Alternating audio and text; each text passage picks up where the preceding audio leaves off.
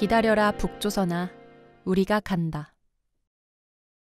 북한 선교 앞이 훤히 보였습니다.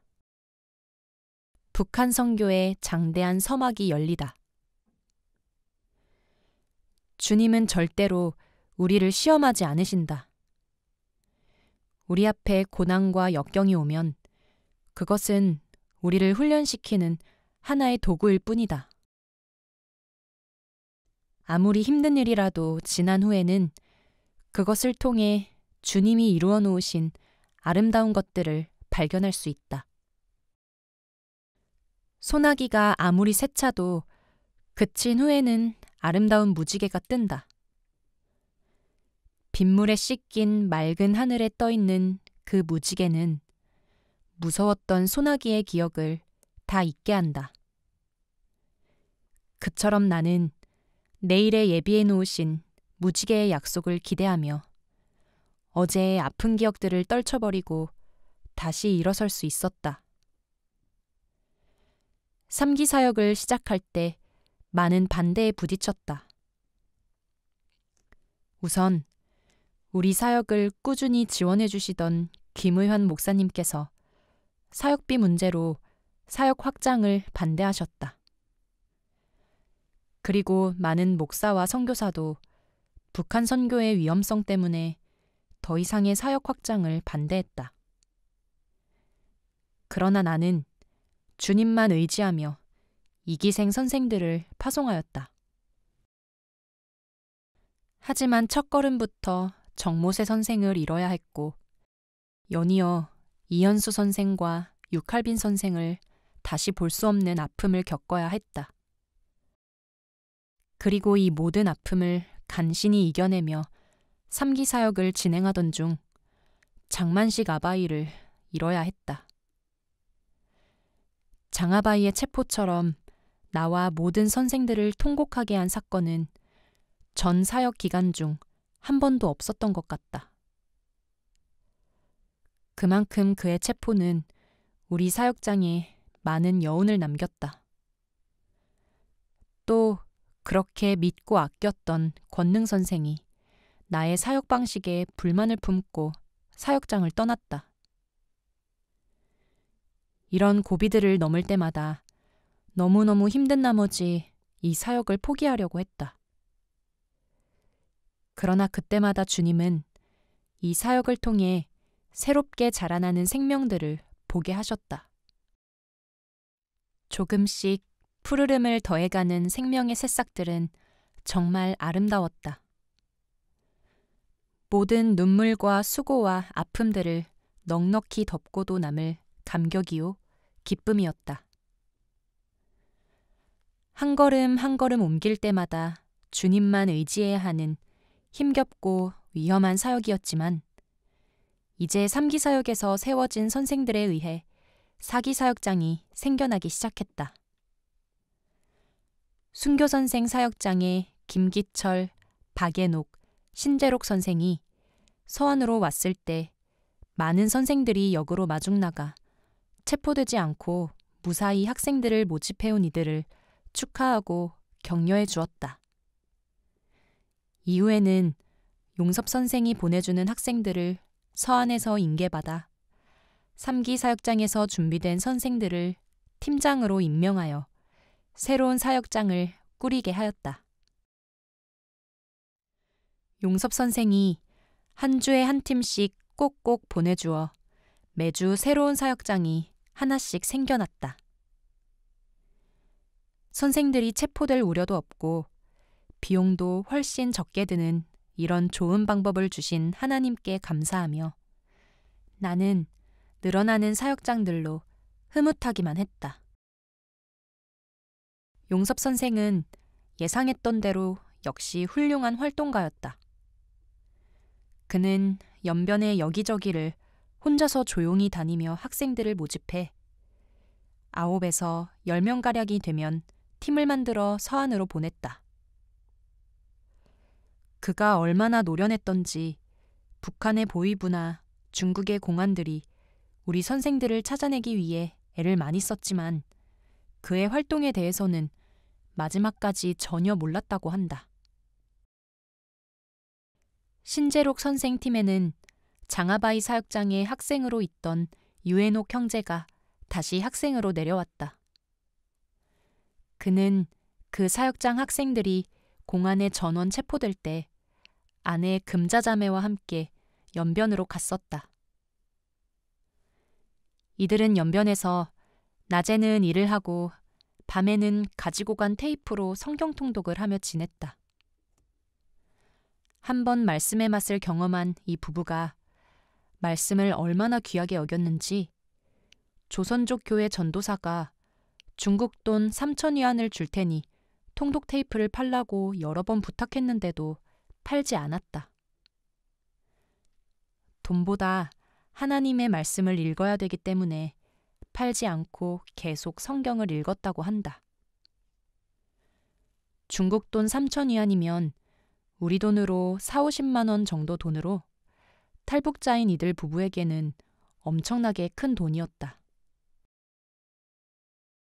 다른 형제들도 말씀을 어느 정도 경험한 후에는 개인 사정으로 사역장을 떠나게 되면 꼭 통독 테이프를 가져가려 했다. 정선생 사역장의 김주명 형제가 사역장에 3개월 있다 아내 성온유 자매와 함께 떠날 때였다. 사역장 형제들이 모두 역으로 그를 배웅하러 나가 사역장이 비어있는 사이 아내를 시켜 사역장에 한 질밖에 비치되어 있지 않던 QA 주석 전권을 가져오게 했다. 들여오기 힘든 주석 전권을 훔쳐간 것은 괘씸했지만 훔쳐서라도 가져가려 했던 말씀을 사모하는 마음만은 참으로 귀하게 여겨졌다. 학생들이 오자 성근선생 사역장 선생들부터 학생들을 인수받고 사역을 시작하게 하였다. 제일 먼저 이선장 선생이 학생들을 인계받아 사역을 시작했다. 그 다음 조선족 이육 선생이, 뒤이어 신수재 선생이 사역장을 꾸렸다. 누가 선생이 떠난 후 김순종 선생이 이어서 맡았던 사역장에 조복화 선생과 조선족 김광철 선생도 각각 8명의 학생들을 인계받아 사역을 시작했다. 그와 함께 성근 선생과 나의 할 일도 끝없이 늘어갔다. 새벽 6시부터 이 사역장 저 사역장 돌아다니며 추가로 필요한 사역비와 옷가지들을 지급하고 수시로 발생하는 문제들을 처리했다.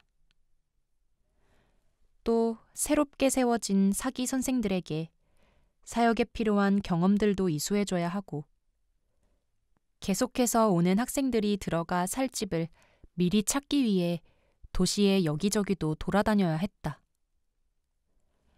새벽 2시까지 팽이처럼 돌아도 일은 계속해서 쌓여만 가 지치고 힘겨웠지만 그 어느 때보다도 더 기쁘고 감사하고 행복했다. 이제 3기생 선생들 모두가 이렇게 사역장을 꾸린다면 대략 400~500명 가량의 학생들로 제4기 사역이 시작될 것이다. 이젠 북한 선교의 대문이 활짝 열린 것이다. 나는 하나님께 감사하고 또 감사하였다. 저 죽음의 땅 북한은 이제 우리 손에 달렸다. 사망의 그늘에서 신음하는 수많은 북한의 동포들에게서 이제 더 이상 눈물이 흐르지 않을 것이다. 나는 흥분과 감격을 주체할 수 없었다. 나는 마음속으로 조용히 외쳤다. 기다려라 북조선아, 이제 우리가 간다. 자매 사역장의 설립. 98년 사역을 시작하고 몇 달이 지나지 않아 많은 분들에게서 자매 사역도 좀 해야 하지 않느냐는 권면을 들었다. 사역장의 형제들도 자매 사역장을 세우자고 여러 차례 내게 건의했었다.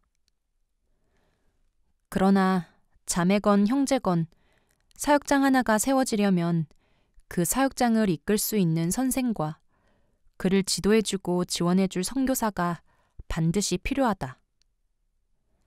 형제 사역장을 이끌어가며 필요한 재정을 공급하는 것만도 힘에 부쳐 자매 사역장은 엄두도 내지 못했다.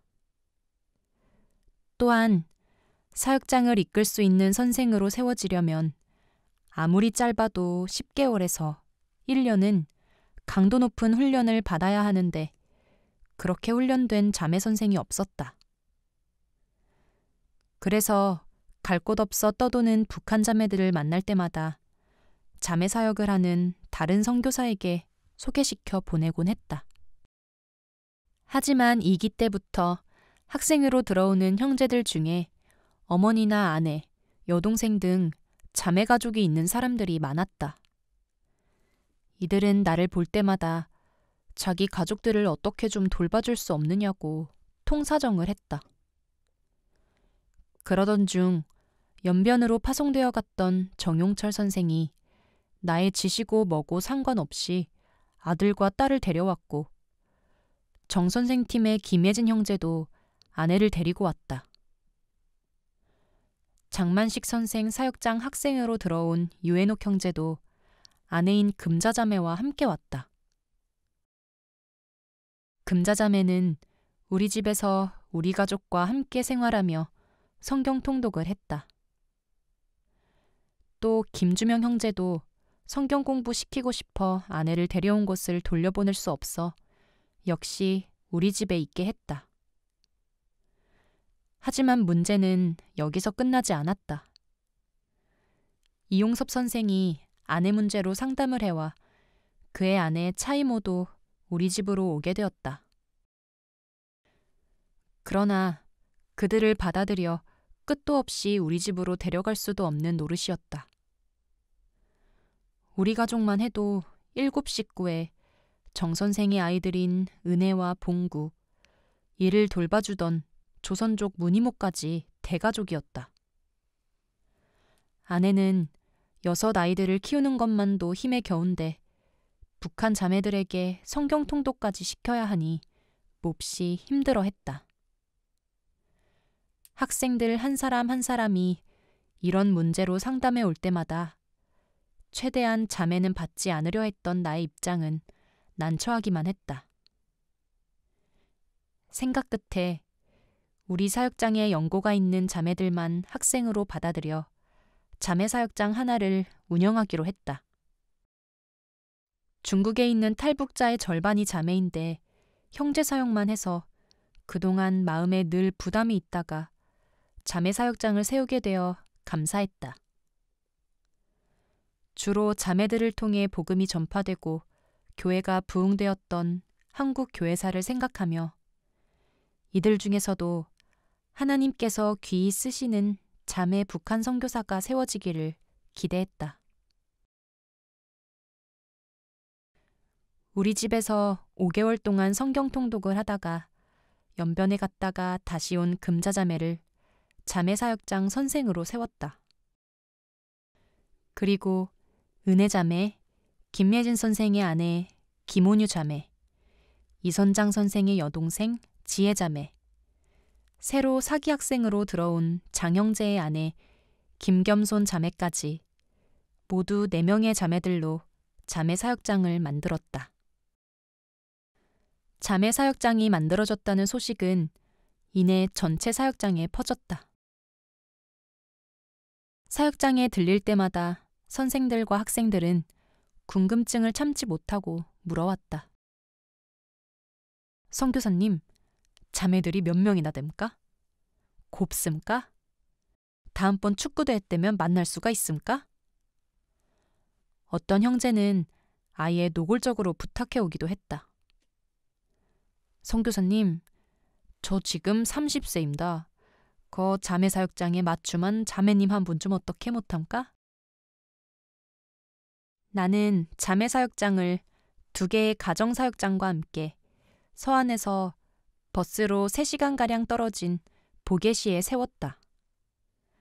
안정된 마음으로 공부하는 총각 형제들의 마음에 괜히 불을 붙여 놓을 것 같아서였다. 하지만 자매 사역장을 보게시에 세운 것 때문에 그들의 목숨을 구하게 될 줄은 상상도 못했었다. 체계적으로 훈련받지 못하고 선생으로 세워진 금자자매는 사역장을 이끌며 매우 힘들어했다. 북한 자매들은 형제들 못지않게 사나워 한마디로 여전사들이다. 이들이 사납게 선생을 공격하며 사사건건 따지고 불순종하니 금자 선생은 여러 번 울며 더 이상 사역을 못하겠다고 연락을 하였다. 그때마다 자매 사역장으로 가서 금자 선생을 위로하고 용기를 북돋아주고 아직 하나님을 모르는 자매들과 대화하며 그들의 생각을 정리해 주었다. 그러면서 자매 사역장 하나가 잘 훈련된 선생이 이끄는 형제 사역장 7, 8개보다 더 힘들다는 생각을 여러 번 했다. 그러나 이러한 여전사들이 모인 자매 사역장도 세워진 지 2개월이 지나면서부터는 성경 통독과 기도를 통해 점점 안정을 찾아갔다. 이들은 밤마다 사역장 근처 강가로 나가 북한 복음화와 전체 사역장을 위해, 북한에 두고 온 가족들을 위해, 또한 행방불명된 지혜 어머니를 위해 함께 기도하였다. 하루가 다르게 변화되어가는 자매들을 보며 이렇게 7, 8개월 더 훈련하면 북한 출신 자매 선교사도 여러 명 배출될 것이라는 큰 기대를 가졌다. 사람을 꼼짝 못하게 다루는 능력. 사기 사역이 시작됨과 동시에 선생과 학생들 간의 술, 담배 전쟁도 어김없이 시작되었다. 나를 도와 여러 개 사역장을 관리하던 성근 선생은 이제 막 선생으로 세워진 기철 선생이 험하디 험한 탈북자들을 어떻게 다스려낼지 늘 염려스러워했다. 기철 선생은 아직 사역에 대한 경험이 없을 뿐 아니라 북한에서 박사원까지 졸업하고 북한 과학연구소에서 연구만 하다 온 사람이었기 때문이다. 아니나 다를까 며칠이 지나기가 무섭게 기철 선생에게서 전화가 왔다. 성근 선생, 큰일 났습니다. 이 일을 어쩌면 좋습니까? 예? 왜 그럽니까, 기철 선생? 무슨 일이 생겼습니까? 나 하마터면 학생들한테 맞아 죽을 뻔했소. 그 죽일 놈들이 내가 술, 담배를 못하게 한다고 글쎄 여럿이 달라붙어 사역비고 뭐고 다 빼앗고 내쫓지 않고 뭡니까? 아이쿠, 이 일을 어쩌면 좋습니까? 기철 선생은 아직도 마음이 진정되지 않는지 간간히 말을 더듬었다. 그는 머리끝까지 화가 나 있었다. 그 새끼들이 나보고 뭐라는지 암까? 거 영남이라는 새낀 나보고 너 이 새끼 조국과 김정일 장군을 배반하고 남조선 괴뢰도당하고 맞붙어서 지금 뭐하는 거야? 거 남조선 괴뢰도당을 이리로 빨리 데려오라. 갈기갈기 찢어놓겠다. 이러면서 나를 막 때리려고 하는 걸 겨우겨우 도망쳐 나왔습니다. 거 힘센 학생들 좀 데려다가 이 종갓나 새끼들을 손 좀 봐야겠소. 엄격한 사역장 생활을 견디다 못한 5명의 형제들이 공부를 포기하고 연변으로 돌아가려고 작당하고 나선 것이다. 성근 선생도 김정일 장군 운운한 영남이라는 놈을 만나 박살내고 싶었다. 영남 형제가 했다는 말은 김정일에 대한 원한이 하늘에 사무친 그를 비롯한 모든 탈북자들을 가장 격분케 하는 말이었다. 중국에까지 와서 김정일 장군을 외쳐대는 자식을 가만두고 싶지 않았다. 성근 선생은 한국에 있는 내게 전화해서 사건의 자초지종을 설명했다. 그때 나는 새롭게 확장되는 사기사역에 필요한 재정 마련을 위해 한국에 나가 있었다. 선교사님, 그 말을 한 자식만은 꼭 붙잡아서 도륙을 내고 싶습니다. 화가 나서 거칠게 말하는 그의 마음이 충분히 이해가 갔다. 그러나 이 말이 다른 사역장에 알려진다면 기철선생 사역장은 정말 큰일이 날 것이다. 북한 정권에 대한 분노가 극에 달한 사람들에게 영남 형제 말은 마른 장작에 던지는 불씨나 다름없었다. 성근 선생, 절대로 다른 선생들이나 학생들에게 이 사실을 알리지 마세요. 절대로요. 그러면 나 혼자 어떻게 합니까? 성근 선생이 발끈해서 물었다. 그렇다고 깡패들처럼 떼거리로 몰려가 몰매를 때려서는 더욱 안 될 일이었다. 군복무 10년씩의 경력을 가진 그들을 성근 선생이 감당한다는 것은 불가능하게 보였다. 나는 기도 많이 할 테니 성근 선생이 기도하고 알아서 처리하라고 했다. 성근 선생은 이러지도 저러지도 못해 답답했지만 일단은 부랴부랴 사역장으로 달려갔다. 기철 선생은 사역장에 들어가지도 못하고 조선족 형제와 함께 길가에 앉아 있었다. 몹시 피곤해 보이는 기철 선생은 그를 보자마자 대뜸 소리부터 질렀다. 아, 성근 선생, 어째서 혼자 왔소? 힘센 학생들을 좀 많이 데려오지 않고 뭐함까? 혼자 와서 뭘 어쩌겠다는 겁니까? 지금 쟤들이 얼마나 미쳐 날뛰는지 암까?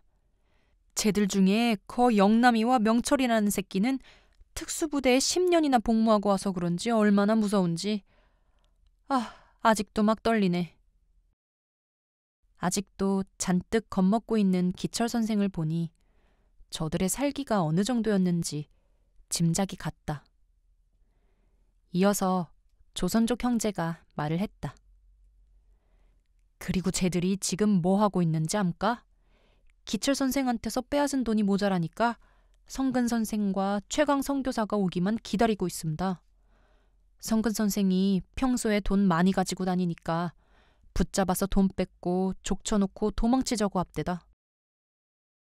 이 말을 들은 성근 선생은 섬뜩했다. 전체 사역장을 관리하느라 많은 돈을 가지고 다닌다는 것은 누구나 다 아는 사실이었다. 기철 선생이 와락 성난어조로 말했다. 아, 뭐함까? 가서 다른 선생들 데려오지 않고.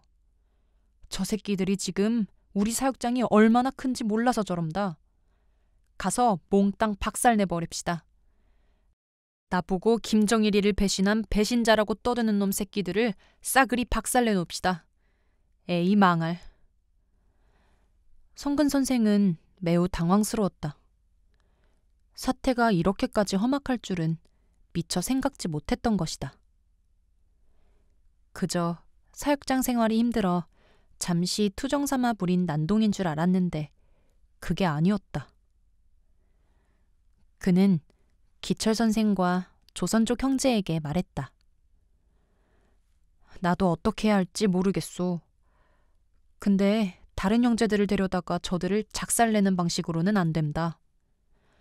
만약 우리가 그렇게 한다면 우리는 순수하게 성경만 배우고 하나님 나라를 위하는 선한 무리들이 아니라 조직적인 깡패 집단으로 전락하게 될 겁니다. 또 다른 사람들의 힘을 빌려 해결한다면 훗날 저들은 우리를 믿지 않을 겁니다. 하나님을 믿는 사람들도 세상 깡패들과 똑같이 일을 처리한다고 말입니다. 우리가 하나님의 사람들이라면 하나님을 믿고 하나님의 방법으로 해결해야 합니다. 우리 함께 기도해 봅시다. 그는 기철 선생과 조선족 형제의 손을 잡고 기도하기 시작했다. 하나님, 이걸 어떻게 하면 좋습니까? 우린 연약하고 저들은 사납습니다. 하나님, 방법을 가르쳐 주십시오. 하나님은 저들도 다 주님을 믿게 해서 구원받게 하시려고 이곳으로 보냈는데 우린 어쩔 바를 모르고 있습니다. 방법을 알려주십시오. 세 사람은 길가에 앉아 지나가는 사람들이 쳐다보는 것도 아랑곳하지 않고 한참을 기도했다. 작은 기도 모임이 끝났지만 세 사람 중 누구에게도 이렇다 할 대안이 떠오르지 않았다. 그러나 여기서 물러선다면 그들의 행동 하나하나를 지켜보는 학생들이 실망할 것이고 그만큼 사역에 미치는 큰 해는 없을 거라는 생각에 성근 선생은 용기를 내었다. 다니엘 선교사는 하나님 믿고 사자굴에도 들어갔다고 하는데 우린 그래도 사람 무리 속에 들어가지 않습니까? 다니엘 선교사보다는 한참 낫지 않습니까? 들어가 봅시다. 난 싫습니다. 들어가려면 두 선생이나 들어가쇼. 난 안 들어갑니다. 조선족 형제는 두 손을 회회 내저으며 소리쳤다. 결국 성근 선생과 기철 선생만 사역장으로 들어갔다. 사역장에 들어서니 사역장은 완전히 돼지우리 같았다. 담배 연기가 방마다 자욱했고 금방 술 파티가 끝났는지 모두 술이 거나하게 취해서 카드놀이를 하고 있었다. 기철 선생에게서 빼앗은 돈으로 술 사 마시고 담배 사 피우고 카드판을 버린 것이다. 성근 선생과 기철 선생은 아무 말 없이 통독실로 들어가 기도를 시작했다. 학생들은 성근 선생이 와서 통독실에 들어가 있기만 하자 호기심이 생겼는지 한 명, 두 명 통독실로 모여들었다. 한참 후에 성근 선생이 눈을 떴을 때 모든 학생들이 통독실로 들어와 말없이 앉아 있었다. 하지만 모두 조용히 앉아 있기만 할 뿐 아무도 말이 없었다. 침묵. 무거운 정적만 방 안 가득 흐르고 있었다. 누가 어떻게 말문을 여느냐에 따라 사태가 전도될 판이었다. 사태를 수습하려면 자기가 먼저 입을 떼야 한다는 것을 느낀 성근 선생은 웃으며 내키는 대로 말을 시작했다. 우리 앉았던 김에 예배나 드립시다. 생각 없이 아무렇게나 던진 말이 이렇게 나와버렸다. 하지만 형제들은 아무 반응도 없이 심드렁한 기색으로 그를 쳐다보기만 했다. 무서운 이 사람들이 갑자기 왁 일어나 자기와 기철 선생을 매다 꽂고 돈을 빼앗아 도망갈 것만 같았다. 그는 애써 태연한 웃음을 지으며 담담하게 말을 이어나갔다. 모두 힘들다는 거 안다. 나도 이 사역장에 와서 선생을 때려눕히고 도망갈 생각을 많이 했습니다. 근데 거 때려 부수는 건 문제가 아닌데 갈 곳이 없습대다. 다시 연변으로 돌아간다고 해봐야 반기는 사람도 친구도 집도 없지. 그렇다고 말도 모르는 이 중국 대도시 한복판에서 살아가기도 막막하고. 그래서 악쓰고 참고 참았던 적이 많습니다. 이해가 됩니다. 여전히 학생들은 말이 없었다. 지금은 이 사역장에서 우리가 왜 이 생고생을 해야 하는지 이해가 가지 않을 겁니다. 제가 이야기 하나 해줄 테니 한번 잘 들어보시오. 그냥 심심풀이 삼아 들어보세요. 지루하진 않을 겁니다. 이렇게 앞뒤 찬송도 없고 기도도 없는 예배가 시작되었다. 성근 선생은 리처드 바크의 소설 갈매기의 꿈에 나오는 이야기를 들려주었다. 일전에 교회사 강의를 위해 오셨던 구창한 목사님이 해주신 얘기였다. 조나단 리빙스턴이라는 한 용감한 갈매기가 자연의 저항을 이겨내고 높이, 더 높이 날아오르다가 새로운 세계를 발견하고 함께 살던 갈매기들을 하나둘 그곳으로 데리고 간다는 내용이었다. 신앙의 새로운 세계에 대해 우화적으로 묘사하여 듣는 이로 하여금 그 세계에 대한 동경을 불러일으키는 이야기였다. 이야기가 계속될수록 사역장의 살벌한 기운이 서서히 걷히고 있었다. 한참 후 얘기가 다 끝났지만 학생들은 여전히 말이 없었다. 그러나 처음과 같은 무거운 침묵은 아니었다.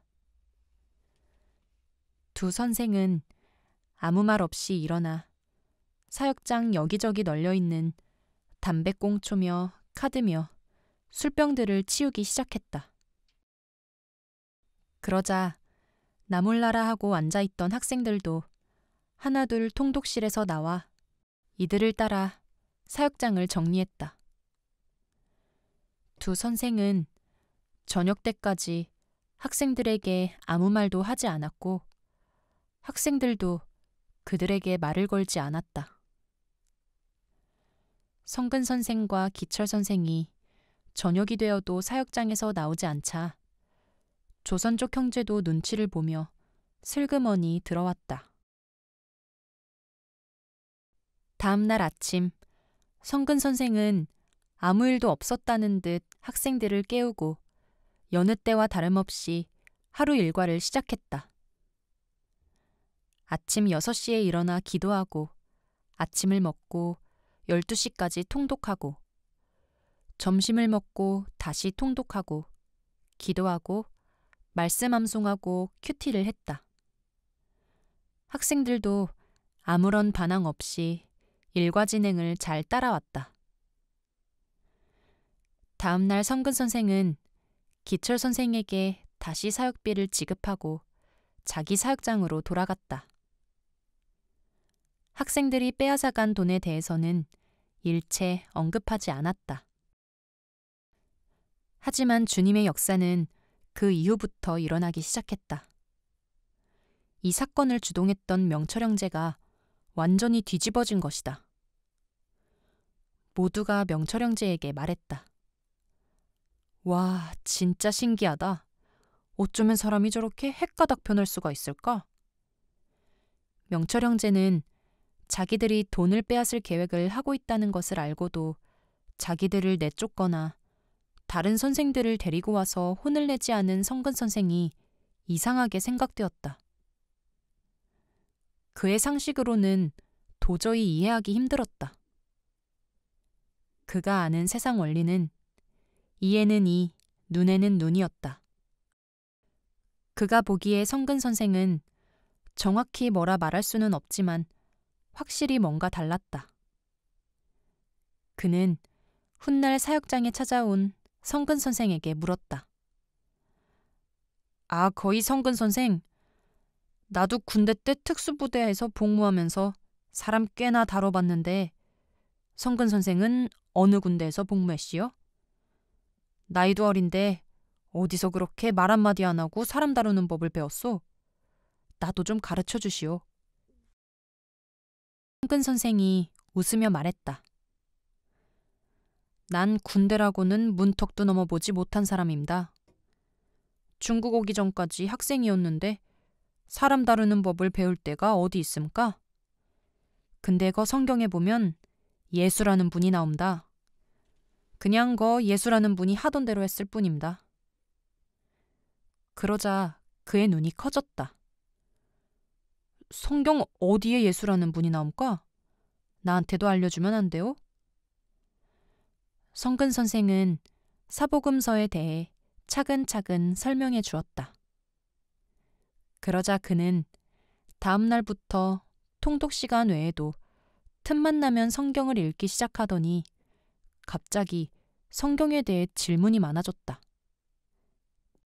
기철 선생, 그 예수라는 사람이 십자가에 왜 매달렸시요? 그거 제사장들은 왜 요렇게도 모질게 예수님을 안 좋아했시요? 명철 형제는 기철 선생이 대답하지 못하는 문제들은 수첩에 꼬박꼬박 적어두었다가 간간히 사역장을 돌아보러 오는 성근 선생이나 나에게 물어왔다. 그리고 성경을 읽다가 멍한 눈빛으로 뭔가 생각하기도 하고 고민에 잠기기도 했다. 통독 시간에 예수님이 십자가에 처형되는 대목을 읽을 때면 괜히 눈물을 감추려고 코를 킁킁거리다가 화장실로 도망치듯 나가버렸다. 얼마 후부터 그는 누가 시키지도 않았는데 앞장서서 기철 선생을 도와주며 사역장의 형제들을 좋은 방향으로 이끌었다. 암만 생각해봐도 이렇게 해야 거 예수님한테서 용서받을 수 있을 것 같아요. 내가 전번에 얼마나 큰 죄를 지었시오. 내 정말 이제부턴 예수님을 위해서라면 어떤 일이라도 마다하지 않을 거라고 기철 선생. 한 달 후 기철 선생 사역장은 모범 사역장이 되었다. 성근 선생과 기철 선생이 자기도 모르게 이들에게 보여준 것은 오른뺨을 맞으면 왼뺨도 들이대라는 말씀의 실천이었다. 하나님은 능력 있는 사람이 아니라 순종하는 사람을 찾으신다.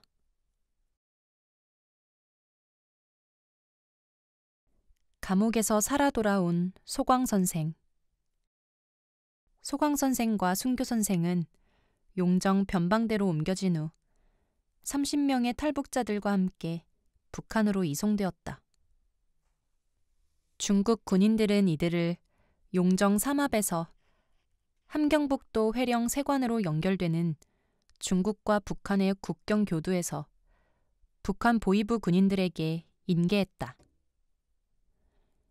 그리고 손목에 채웠던 수갑은 중국 물건이었기에 모두 풀어가지고 중국으로 돌아갔다.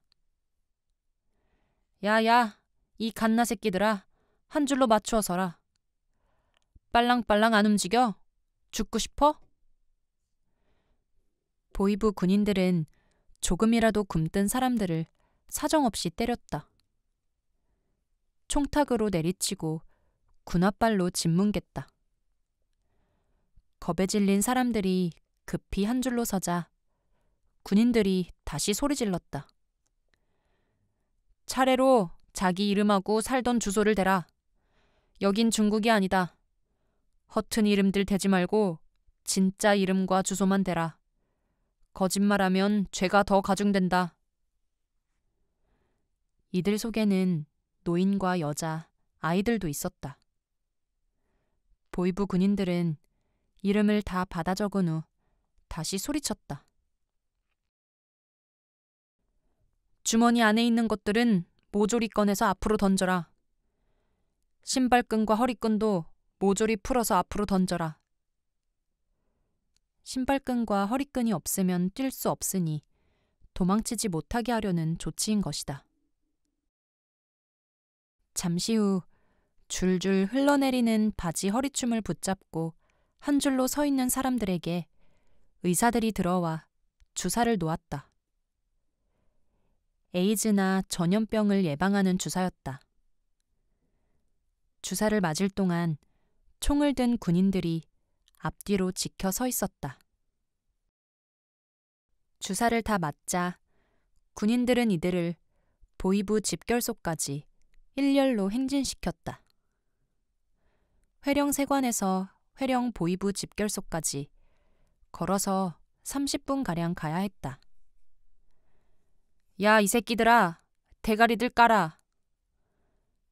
지나가던 사람들 모두가 엉거주춤 일렬로 행진하는 이들을 구경했다. 보위부 감옥에 도착하자 군인들은 모든 사람을 의자에 앉혔다. 갑자기 한 무리의 보위부 군인들이 우르르 몰려나와 총탁과 군화로 때리고 밟고 하자 사람들이 아우성치며 쓰러지고 이리저리 굴렀다. 야, 이 새끼들이 소리쳐? 한 번 더 소리쳐봐라. 군인들은 아파서 소리치는 사람들의 입에 군홧발을 밀어넣으며 한참을 때리다 물러났다. 군인들은 또다시 벼락같이 고함을 질렀다. 한 줄로 서! 모두 옷들을 벗어라! 공포에 질린 사람들은 부끄러운 것도 모르고 서둘러 옷을 모조리 벗었다. 조금이라도 굼뜨면 다시 사정없이 총탁이 날아오고 군홧발이 날아오기 때문이다. 보이부 군인들이 탈북자들이 벗어놓은 옷을 수색하기 시작했다. 옷 솔기까지 세밀히 수색해 돈이나 귀중품이 나오면 모조리 회수했다. 옷 수색이 끝나자 다시 보이부 군인들이 소리질렀다. 하나 둘 크게 소리치면서 다 같이 뽐뿌 운동 시작한다. 시작! 사람들은 구령에 맞추어 앉았다 일어섰다 하는 기합을 받았다. 이 운동을 2시간 정도 시키면 사람들의 항문 안에나 여인들의 질 속에 숨겨넣었던 돈이 모조리 흘러나온다. 이 돈은 중국 감옥에 있을 때 면회온 친척들이 준 100위안짜리 지폐 3장에서 5장을 돌돌 말아 비닐에 싸서 항문에 넣거나 삼켜둔 것이었다. 그나마 아무것도 먹지 않고 물만 먹고 일주일을 견디며 배설을 하지 않아야만 나중에 꺼냈을 수 있다. 이렇게 기합받다가 돈이 나오면 그 사람은 거의 반주검이 될 정도로 다시 맞아야 했다. 그래도 대부분의 사람들은 돈을 내놓지 않았다. 가지고 있는 돈마저도 빼앗기면 설사 보이부 감옥에서 무사히 나갔다 해도 굶어 죽을 수밖에 없었기 때문이다. 기합이 끝나고 한 명씩 취조가 시작되었다. 소강 선생이 취조실에 불려 들어가니 2명의 군인들이 강목을 들고 서 있고 책상 뒤에 보이부 지도원이 앉아 있었다. 교회 갔었나? 보이부 지도원이 막 앉으려고 하는 소강 선생에게 다짜고짜 소리를 질렀다. 앉은 후에 대답하려고 잠깐 뜸을 들이는 순간 강목이 사정없이 그의 머리로 날아왔다. 꽝! 순간 눈앞이 갑자기 캄캄해지더니 무수히 많은 별들이 번쩍거렸다. 그는 그 자리에서 머리를 싸쥐고 쓰러져 대굴대굴 굴렀다. 야, 이 새끼야. 무슨 생각을 했나? 무슨 맘 먹었나? 빨리 말 안 하나? 꽝! 또다시 그의 눈앞에 무수히 많은 별이 날아다녔다. 이런 무차별 구타는 묻는 질문에 대해 잔머리를 굴려 대답하지 못하게 하기 위한 방법이었다. 이 새끼가 말 안 하네? 보이부 군인들은 소강 선생이 머리를 싸쥐고 굴러다니기만 하자 이번에는 옷을 발가벗겼다. 그리고 아예 강목으로 그의 등을 나무 패듯 패기 시작했다. 군인들은 쉴 새 없이 때렸고 보이부 지도원은 조금도 틈을 주지 않고 계속 질문을 퍼부었다. 교회 갔었나? 안 갔습니다. 안 갔습니다. 진짠가? 다시 말해봐. 진짠가? 아야, 진짜입니다. 선생님 진짜로 안 갔습니다. 종교를 믿나? 안 믿습니다. 안 믿습니다. 한국 사람은? 못 봤습니다. 진짜로 코빼기도 본 적이 없습니다. 아이쿠. 그가 대답할 동안 강목은 계속해서 내려 찍혔다. 이 새끼가 거짓말하네. 야, 좀 더 세게 찍어라. 보이부 지도원은 오직 종교에 관한 것만 계속 질문했다. 매질을 견디다 못해 한국 사람을 만났다고 하면 더 이상 때리지 않는다. 대신 그 사람은 조용히 어디론가 다른 곳으로 끌려간다. 북한 보위부에서는 한국 사람을 만났다고 하면 무조건 한국 국가정보원 요원들을 만난 것으로 생각하며 자본주의 사상에 오염된 것으로 간주한다. 그리고 머리에서 자본주의 사상을 빼낸답시고 오랫동안 정치범 수용소나 보위부 감옥에서 혹독한 강제 노동형을 치르게 한다. 그러니 아무리 때려도 한국 사람을 만났다는 말은 절대 해선 안 된다. 그래서 대부분의 사람들은 산속에서 돼지 먹이다 왔다, 숯구이 하다 왔다, 나무 끌어내리는 일을 하다 왔다, 과수원에서 일하다 왔다 등등 생계를 위한 단순 탈북에 중국에서 일만 하다 잡혀왔다고 우겼다. 그러나 보위부 지도원들은 탈북자들의 90% 이상이 교회를 가거나 한국 사람들을 만나 도움을 받는 것을 안다. 뭐 하다 왔어? 그의 정신이 혼미해지기 시작하자 보위부 지도원이 다시 물었다. 과수원에서 일하다가 잡혀왔습니다. 아이고 진짜입니다. 제발 때리지 마십시오. 진짜입니다. 진짜입니다. 내가라.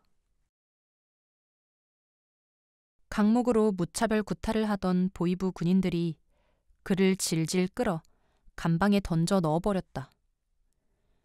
그러나 감방 안의 규율은 고문보다 더 무서웠다.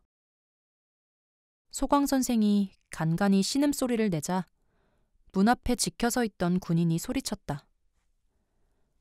너 낑낑대는 새끼 나와.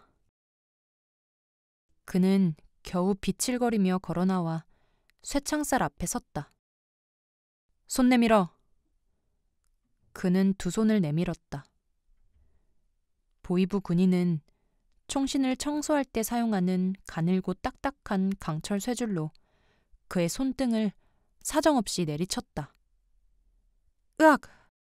너무너무 아파 숨이 꺽 막혔다. 이 새끼가 소리를 쳐? 다시 올려놔. 아파도 절대로 소리를 지르거나 피하면 안 된다.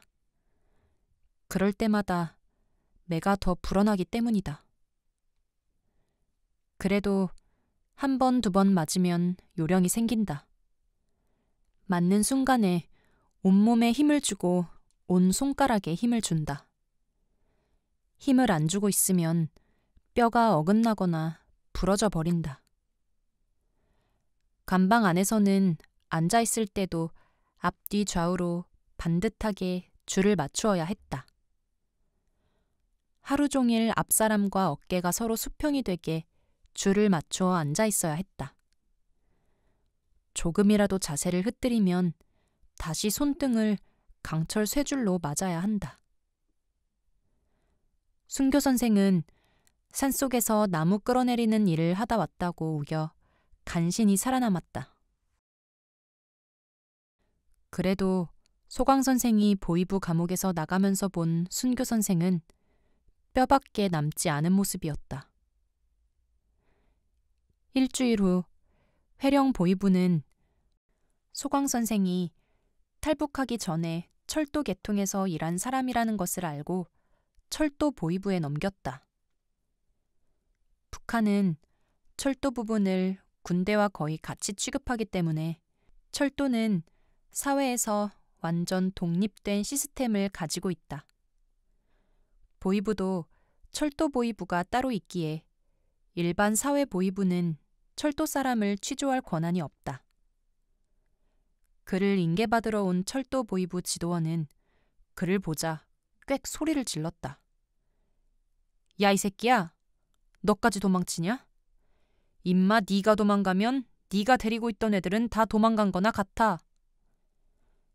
탈북하기 전 그는 철도 차량 부속품 공장에 120명의 청년들을 이끄는 청년동맹 조직비서였던 것이다. 그는 청년동맹비서 시절 철도보위부 지도원과 서로 잘 알고 지내던 사이였다. 철도보위부 지도원은 그를 철도 보이부로 호송해 가서 다시 취조했다. 그러나 과수원에서 일만 하다 잡혀왔다고 계속 같은 말을 반복하자 더 이상 죄를 캐내는 신문은 하지 않았다. 평소 그와 잘 알고 지내던 보이부 지도원은 중국에 대해 궁금한 것들을 물었다. 야, 중국이 잘 살더냐? 예. 길게 말하다간 괜히 꼬리 잡힐 것 같아 최대한 짧게 대답했다. 어디 마이 잘 살던? 중국 사람들은 다 이 밥만 먹고 삽대다. 그리고 집집마다 자전거가 하나씩 다 있고 텔레비도 전화기도 다 있습대다. 그리고 승용차가 있는 집도 있습대다. 정말이가? 보이부 지도원의 눈이 커졌다. 아무래도 믿기 어렵다는 표정이었다. 얘 진짬다. 이런 이야기를 하면서도 적당한 선에서 해야 한다. 마음 놓고 함부로 이야기하다가는 엉뚱하게 다시 죄를 뒤집어 쓸 수도 있다. 내가 보기에 너는 별로 나쁜 사람도 아니고 죄 지은 것도 없네. 나가도 되겠다. 보이부 지도원은 그에게서 다른 죄를 찾지 못하자 3일 후에 내보냈다. 그러나 정치적 혐의만 없다고 인정받았을 뿐 보이부에서 나온다 해도 석방이 되는 것은 아니다. 그는 다시 안전부로 이관되었다. 안전부에서는 중국으로 탈북한 동안 국가에 일하지 않은 죄를 물어 그에게 강제노동을 시켰다. 5월이라 한창 파종철이었다. 그는 다른 죄수들과 함께 안전부 부업 밭을 여기저기 다니며 파종을 했다. 그렇게 보름간 일하다가 감시가 소홀해진 틈을 타서 도망을 쳤다. 아내와 아이가 있는 집이 지척이었지만 들어가 보지 못하고 다시 중국으로 도망을 가야만 했다. 만약 집에 들렀다 도망치면 도주분자를 방치했다고 아내가 또 불려다니며 고생을 하게 되기 때문이다. 그는 몇 년 만에 와보는 집을 산속에서 내려다보며 아내를 생각하고 아이를 생각하며 울었다. 하나님, 저 간다. 다시 간다. 집을 뒤로하고 두만강을 향해 가면서 그는 내내 울었다. 내 목숨만 귀중하다고 아내와 아이를 두고 떠나는 그의 마음은 찢어질 것만 같았다. 두만강 물에 들어서자 마음은 벌써 서안에 가 있는데 발은 좀처럼 앞으로 나가질 않았다. 아직 장마철이 안 되어서인지 두만강 물은 그리 깊지 않았다. 차가운 물이 허리에서 조금 더 올라왔다. 그래도 물살은 센 강이라 자칫 발을 헛디뎌 넘어지기라도 하면 그대로 물살에 밀려가 버릴 수 있었다. 낮에도 건너기 어려운 강을 밤에 건너자면 죽음을 각오해야만 했다. 갑자기 그의 앞에 소용돌이가 나타났다. 순간 죽었구나 생각했지만 다행히도 소용돌이는 그를 비켜갔다. 중국 쪽 강둑에 한 발을 턱 올려놓는 순간 그는 감사로 목이 메었다.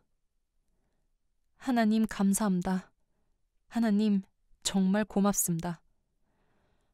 하염없이 눈물이 나왔다. 무사히 강을 넘은 기쁨과 함께 강 너머에 두고 온 아내와 아이 생각에 마음이 찢어질 듯 했다.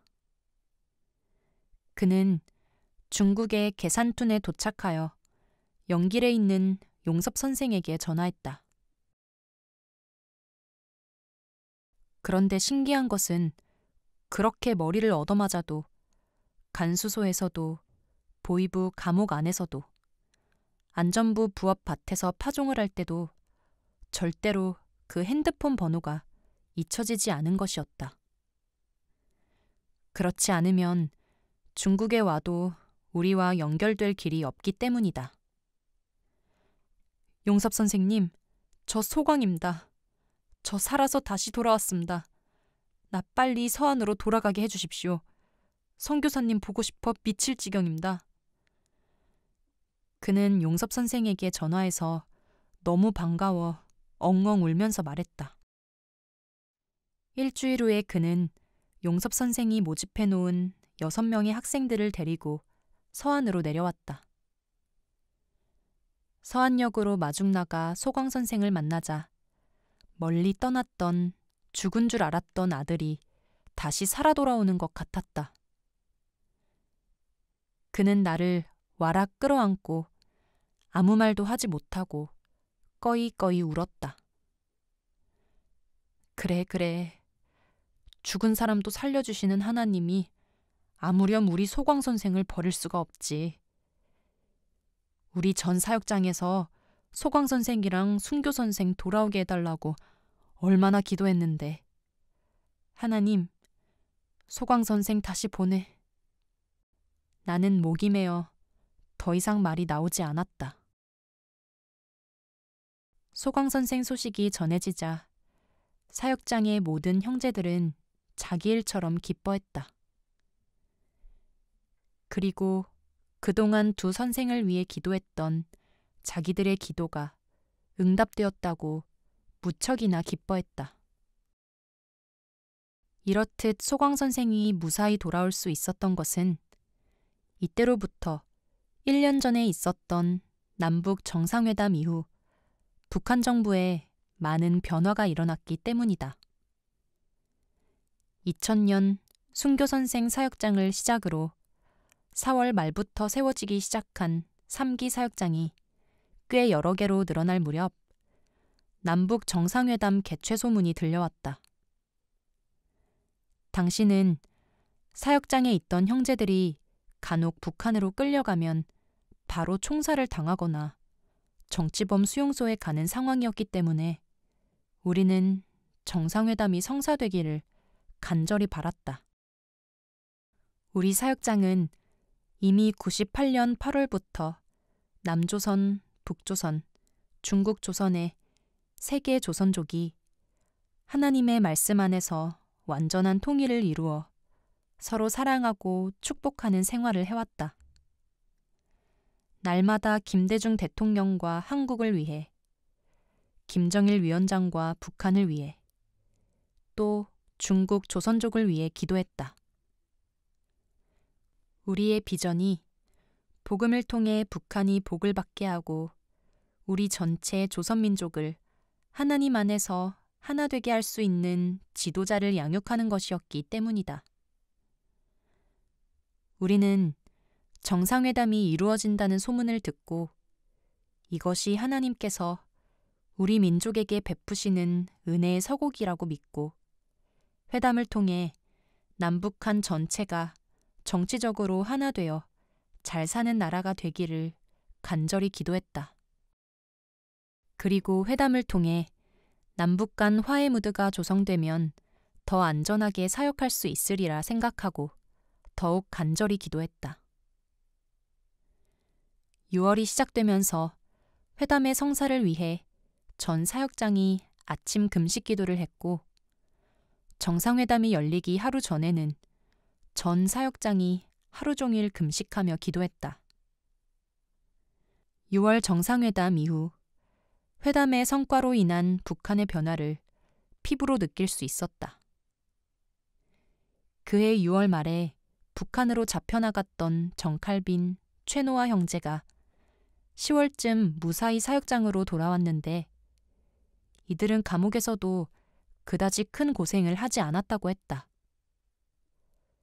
탈북했던 사람들이라 할지라도 붙잡혀 오면 욕이나 구타를 하지 말고 돈도 빼앗지 말고 조서만 받고 석방해주라는 김정일 위원장의 특명이 내려져 탈북했던 사람들이 고문받거나 죽을 염려 없이 쉽게 풀려나오게 되었던 것이다. 2001년부터는 북한에 더 큰 변화가 생겼다. 중국에서 한국 사람을 만나거나 성경 공부를 하고 예수를 믿었다 할지라도 간첩 활동을 하지 않은 탈북자들은 조서만 받고 석방해 주라는 김정일 위원장의 특명이 또다시 내려졌다. 그래서 2001년 6월에 대거 체포되었던 우리 선생들 중 많은 이들이 석방되어 재탈북하여 한국으로 들어올 수 있었다. 2000년 남북 정상회담으로 인한 북한의 변화를 생생하게 현장에서 느끼게 하는 부분이었다.